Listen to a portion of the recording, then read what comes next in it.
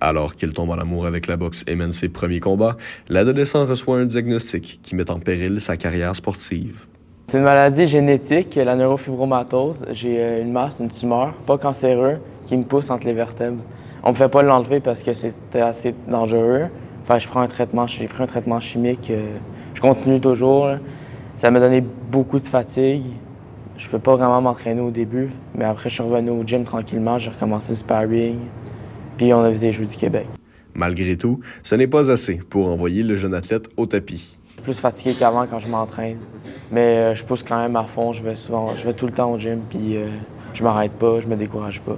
Moi, je le prends plus comme un atout qui me donne de la motivation dans un combat, qui me donne un peu la rage pour gagner.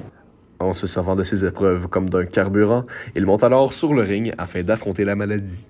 J'ai eu longtemps de pause à cause d'une maladie, puis j'ai réussi à faire les Jeux du Québec malgré ça, puis j'ai gagné mon premier combat hier, puis je m'en vais en finale. C'est le plus beau jour de ma vie, j'étais vraiment content. Une mentalité et une discipline exemplaires qui lui permettent de ne jamais baisser la garde, c'est ce qui a le plus marqué son entraîneur.